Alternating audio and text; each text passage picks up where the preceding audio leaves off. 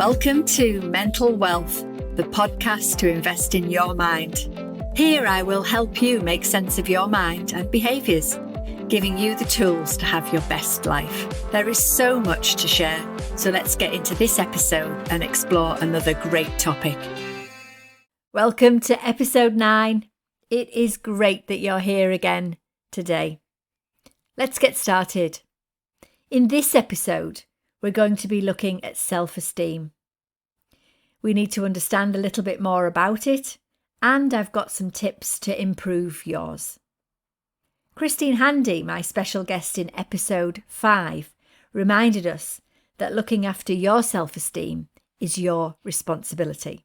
So I thought it would be good to take a deeper look in this episode. Self-esteem is a person's overall evaluation of their self-worth and value. It involves beliefs and perceptions of yourself, and this also includes feelings of self-confidence, self-respect, and self-acceptance. Having a healthy level of self-esteem is important for your emotional well-being and can impact various aspects of life, and these include relationships, work performance, and overall happiness. So I think it's fair to say that self-esteem is critical. So I've got 9 tips for you in this episode about how you can increase your self-esteem.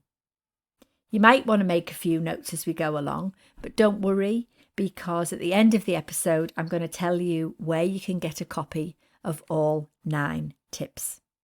So let's go. Number 1. We need to practice self-compassion.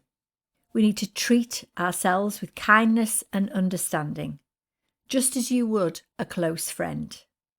Be mindful of your negative self-talk and replace self-criticism with some sort of encouragement. We need to find ways to gently challenge negative self-critical thoughts. It can be quite a task to be self-accepting, but it is definitely something to work on. Finding a way to like all parts of yourself, even the parts that you want to change. Number 2, set realistic goals.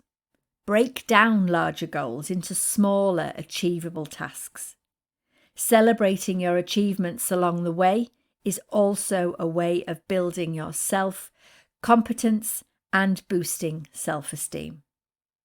When you chunk down a task into realistic steps, and you will give more opportunity to celebrate your successes, which boosts confidence and self-belief. Celebrating your successes along the way, big and small, tells your subconscious mind that you are heading in the right direction. Remember, your subconscious mind doesn't know the difference between a big task and a small one. So celebrating everything gives you that boost of confidence and self-worth. Number 3, we need to focus on strengths. Recognizing and appreciating your unique qualities, your talent and your skills. Engage in activities that allow you to showcase and develop your strengths. It is critical that we acknowledge ability, talents, and accomplishments. Make a list of your strengths and keep looking at it regularly. We are so often focused on the things that we are not good at. We so often miss and ignore our strengths and talents.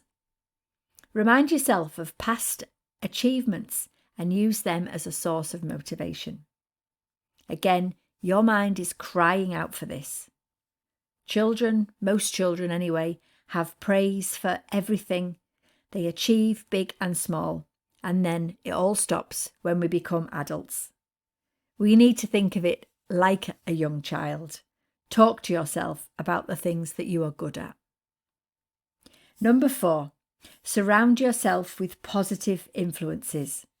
Surrounding yourself with supportive, positive, uplifting people who appreciate and value you. Try and minimise contact with individuals who constantly bring you down or undermine your self-esteem.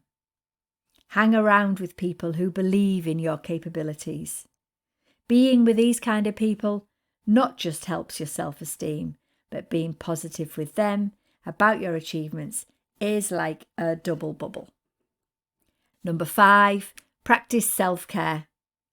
Take care of your physical, emotional, and mental well-being.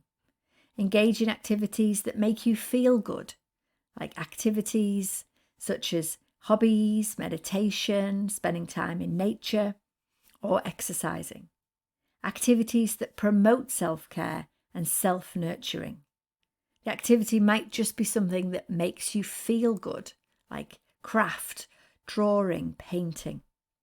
Exercise regularly, eat healthy, get enough sleep, and engage in these activities that bring you joy and fulfillment. Taking care of your physical and mental well-being does enhance self-esteem. It seems that this list is so simple, and yet I see and hear so many people who don't look after their self-care enough. Number 6, challenge negative beliefs. We need to identify and challenge our negative thoughts and beliefs about ourselves. So you might have a belief that I'm not good enough or that you'll always fail. Write it down. Keep jotting down any negative thoughts and beliefs that you have about yourself. You are not your thoughts, and we don't have to believe everything we think. Once you've identified these negative thoughts that you hold about yourself, start to challenge these beliefs by seeking evidence to the contrary. Ask yourself, is it true? Is it really true? Sometimes reframing them in a more positive and realistic light is super powerful. Tackling your negative thoughts and beliefs takes time and patience. There are therapies like cognitive behavioural therapy which do focus on this and can be very helpful. Number 7, avoid comparing yourself to others. Remember that everyone has their own unique journey and strengths. Instead of comparing yourself to others, focus on your own progress and growth. Comparing yourself to others often leads to negative self-perception. We have covered this in a previous episode. Number 8, learn from mistakes. We can often learn the best and most valuable lessons through our mistakes, through our challenges. So instead of dwelling on failures or setbacks, take some time to view them as a learning opportunity. Embrace a growth mindset where you see things as possibilities rather than challenges, where you see that things are able or you are able to make the changes. Making these changes and turning challenges into the changes does help build self-esteem. And number 9, seek support if you need it. It is a strength to know that you need to reach out. Reach out to trusted friends, family members, or a professional for support and guidance. Sharing with someone else can not only help you feel less alone, but others can often provide valuable insights, help you gain perspective, and offer strategies to improve self-esteem. The most important thing is to reach out to people that you trust and respect. Listening to people give their opinions on us is not support and not always helpful.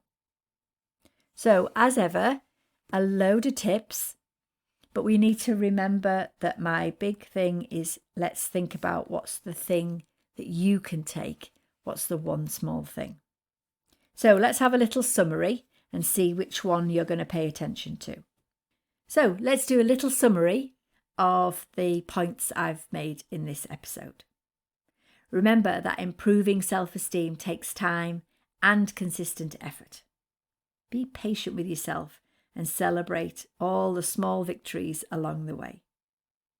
Embracing self-acceptance and focus on nurturing a positive relationship with yourself is critical. Okay, so here's a quick recap. Number 1, be kind to yourself. Number 2, be realistic with your goal setting. Number 3, focus on your strengths. Number 4, watch out for who you hang around with. Number 5, lots of self-care. Number 6, challenge those negative thoughts. Avoid the dreaded comparison. And number 8 even, learn from your mistakes. Ba-bum, I've just made a mistake, so I need to learn from that. And number 9, reach out when you need to. There are loads of tips in this episode, so we have created a sheet for you. And all you need to do is click on the link in the show notes and you will be able to get access to a PDF. So if you want to be able to see all of these tips and work your way through them, challenging yourself, pushing yourself, encouraging yourself to make those one small changes. Okay, right, so that is us done for this episode. I hope you feel more connected to know that lots of people struggle with similar things to you and know that I'm here to support you. Next week, we are going to explore goal setting with the brain in mind. And your goal setting might be around your self-esteem. So loads to share there. I hope you can join me then. Thank you for listening and sharing in this episode of Mental Wealth. Remember, you can subscribe wherever you get your podcast. My last question to you is, what is the one small thing that you can take action on from this episode? Message me on Instagram or through our website with questions you'd like me to explore. You'll find the links in the show notes.